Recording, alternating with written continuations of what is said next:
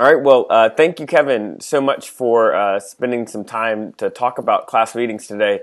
Um, I just want to take a moment and thank you for the book that you have completed and it's coming out. We're going to get to that in just a second. But I was telling you earlier, I appreciate that work and for you adding that kind of to the conversation. But for everyone who is out there who may not be a Wesley history scholar, uh, give us kind of the 30,000 foot view. What is a class meeting? What was it in its original form? Yeah, so in its original form, the class meeting was a group of roughly 7 to 12 people, and historians always want to overcomplicate things, so there are obviously exceptions to that, but generally it's a small group of no more than 12 people. They were usually co-ed, so men and women together in the same group. And in early Methodism, because there weren't like cars and airplanes and things like that, it was basically divided up based on geographical location. So you were meeting together with folks who lived the closest to you within your community. And all the Methodists in a particular location. So, like, if you were a member of a society in London, which was what basically local churches were called, everybody who was a member of that society would be in a class meeting. So they would be divided up into these groups that would meet every week. So once a week, and they were supposed to meet for about an hour. And the basic content of the class meeting was the question that was in the general rules was, how does your soul prosper? Which I think is really interesting because prosper has some sort of baggage today, but I think that what it sort of points to is that sometimes we think kind of talking about my relationship with God and sort of having people come around me and speak into my life can sort of be like a really negative form of navel gazing or sort of guilt trips and judgment. But I think that when they say, how does your soul prosper, it notes that there's a clear intention or assumption that what's going to be happening over time in these groups is that your soul is going to be like growing in your relationship with God. You're going to be thriving as a follower of Jesus Christ. And so I think that that's one of the things that I've kind of come to find as an exciting sort of hint of what was happening in the early Methodist class meeting. So basically people were coming together to talk about their experience of God and to talk about kind of what was happening in their life with God. At another level, kind of implicitly or in the background was the general rules themselves. So these three rules: do no harm, do all the good that you can, and practice the means of grace or attend upon the ordinances of God. It's trying to empower people to be able to grow in their relationship with God themselves and not be dependent on some outside resource or some sort of sage on the stage or some expert from the outside to tell them what they need to know or do next in order to be a better Christian. And I think more importantly, it's interesting, even as I was writing this book, I started it almost was like peeling away layers of the onion of kind of realizing more and more how dependent on curriculum a lot of Methodists are, and it's in large part because of kind of how we are forming people. It's not really an accident, but it's actually the sort of logical outcome of our current approach to Christian formation. And I think that early Methodists, and I would believe this today, there's always more that you can learn, and I'm not anti-intellectual, but I think that you should be able to explain to somebody the basics they need to know, like in a conversation, in one extensive conversation. And I think the problem in American Christianity isn't that most people don't know enough, it's that they aren't living the stuff that they already know about their faith. So I think that's really the problem. And I think the class meeting is much better situated to help people start living what they already know, as opposed to another curriculum resource. There's a lot of resources out there for youth ministry, and most youth pastors, Kevin, will tell you that getting students to do homework, right, is very difficult, and even getting students to read a whole lot.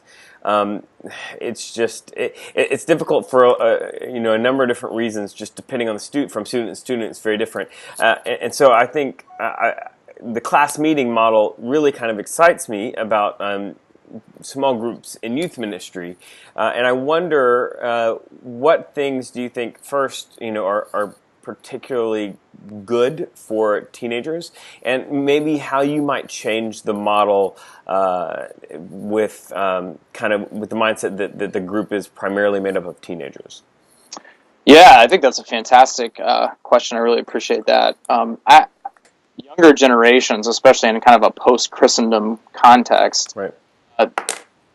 don't have the same burden to sort of go to church that people before had. And one of the things that I noticed when I was pastoring in Oklahoma, and as I've been teaching undergrad students here in Seattle, is that most young people won't stay and fight if the church isn't working for them. Like if it's not Right. connecting with their actual life, if they find that going to worship and being involved in the ministry of the church isn't actually making a difference in their life, they just disappear. They don't complain.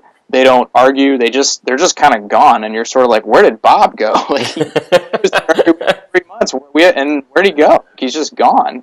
And I think that's because of some real cultural shifts that have happened with the current generations and the ways that their perception of the role of the church is different. So I think the reason the class meeting is connects to that is because at the very outset it has an assumption that this is going to make a difference in your life, right? Because it's just implied in the basic question, how is it with your soul? How is your life in God? So there's an assumption that something's happening in your life with God and that you can actually talk about it and that's a helpful thing.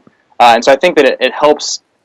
It's useful because it helps young adults and teenagers to be thinking about their relationship with God from a standpoint, through a lens of this should be doing work in my life. What work is it doing in my life? But it also, I think, holds the folks who are sort of doing programming and youth ministers accountable, because it reminds them, as they're thinking about what it is that they're going to be doing with folks, that this is, young people want their faith to be doing real work in their life, and how am I helping them to embrace their faith and the ways that they're actually living their life and walking things out. So I think that that's really important and a helpful aspect of what class meetings do. See, there was one other thing I was going to say. Let me close my email too, since it just dinged at me. Yeah, like what about the change? Like, what would you change about the model, or tweak, alter, that kind of thing for the youth ministry setting? Yeah. Okay. Now you're kind of thinking about adolescents who may not be fully able, depending on their age, to communicate things, that kind of deal. Yeah. Yeah. Yeah, so, and I think as far as change and how would you adapt the model, one thing I would think off the cuff is that, and I'd actually be interested in your thoughts since you've read the book, Jeremy, but I think as if I was using this in a youth ministry context, I might be more likely to have the book be in the background and just resourcing the folks who are leading the class meetings, as opposed to, hey, let's learn about the history of the class meeting. I think that might be something that's less compelling. So I think you could just sort of, as a part of what's happening in the youth ministry, that there would be a period of time where you would have the youth group, depending on how large it is, break into small groups and just be talking about what's going on in their relationship with God. And I think that you would want to phrase it. I think what the part that I would use is the book tries to help people to sort of step up into talking, kind of building a vocabulary for talking about their relationship with God. So, to the teenager that just kind of shrugs their shoulders and is like, I don't know. I think that the last question in each chapter, the transformation question, can help students to begin to gain some comfort with talking about their relationship with God. So I think that's one thing that would be helpful in a youth ministry context, is kind of how do you help youth to feel safe, to not feel like they're going to fail when they're trying to figure out how to talk about this in ways that they may not feel entirely comfortable. Yeah. Actually, another difference that I would think about is it might make sense. In general, class meetings, and the way I talk about them in the book, is that they wouldn't be divided based on gender, but maybe in youth ministry context, it would make sense for guys to be meeting together. I think there's a whole lot more distractions at that age and co-ed contexts that sometimes make it more difficult just to be real. Just to say what's really on your heart. Yeah, absolutely. And I also think you kind of in the book talk about it as kind of being though there's a kind of an appointed leader, being a peer setting. But I really feel like one of the things that is happening developmentally with teenagers is they're you talk about developing a vocabulary, right? And they are really going to be doing that. As many of them are just beginning to kind of unlock. The younger ones unlock the ability to kind of understand and describe metaphor and that thing and those kind of things. So I almost think that in a youth ministry setting, having somebody who can help name things for students when they try to describe them. So that, yeah. Well, I'll tell you, one of the things that was most interesting to me about this book is I really feel it's a rather innovative approach to a book of this sort, in that it doesn't really fit firmly into the category of Christian book or curriculum. And so I'd love for you to tell me a little bit about the book itself and really what your vision is for how it might be used. Yeah, well, thank you very much. I appreciate that. When I wrote Blueprint for Discipleship, my previous book on the general rules, my actual hope for that book was to sort of lay a framework for what Wesleyan discipleship is, to then launch class meetings, which I think are the basic unit of kind of a community of faith that's trying to, take discipleship seriously.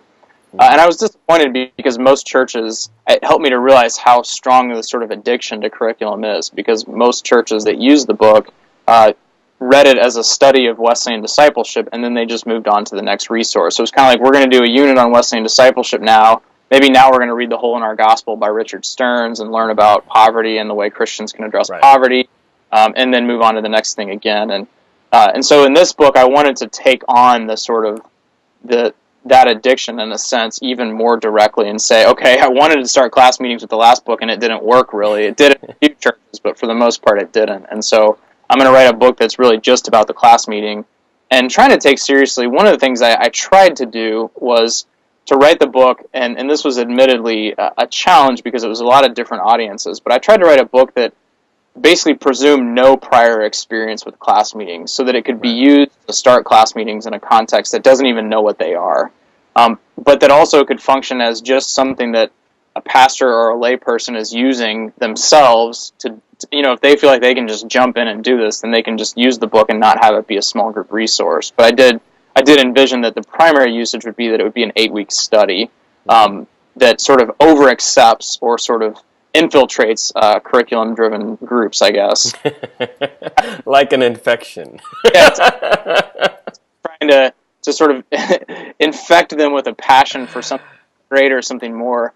And by using the same form, right, so you read a chapter, and then there's discussion questions at the end for the small group time. But that I say at several points in the book that this book would be a failure if it's just an 8-week study and then you just move on to the next thing, but that the heart for the book, the passion that I have in writing the book, is that this is intended to be a way of launching class meetings, of really starting class meetings, so that when the 8 weeks are over, you don't start a new study, you just continue meeting together as a class meeting. So the curriculum goes away, there's no more readings preparing for each week, but you're meeting every week now to just talk about the state of your soul, where you're at in your relationship with God, and to do life together as a group, to really sort of try to get real and go deeper than maybe you've been able to go before. And so it really was a passion that I just really believe that the Holy Spirit never gave up on class meetings, but sort of that Methodists did, because it became uncomfortable to talk to transparently about our relationship with God. Right. That God really would use this if we would return to it again, even though it takes vulnerability and can be uncomfortable at times.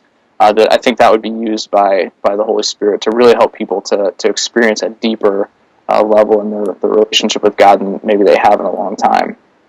Yeah, and so basically, what I hear you saying, you talk a couple of times in the book about being addicted to curriculum. So this book is kind of the way to wean yourself off of that curriculum addiction. That's right. Yeah, it's like a nicotine patch. That's right, the nicotine patch for curriculum. Well, I think that's as good a place as any to end. Thank you, Kevin. Where can we find you, and where can we find this book? Yeah, my favorite sort of place to hang out online is Twitter, and I'm on Twitter at Kevin Watson. I also blog at vitalpiety.com. Mm-hmm. The book is it's supposed to be available through for the Kindle on Amazon, and then in actual print form through seedbed.com.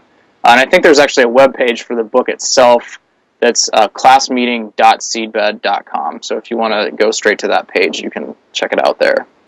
Well, thank you, Kevin. I really look forward to seeing how this book impacts our church. Thank you so much for offering it, and hopefully we'll talk again soon.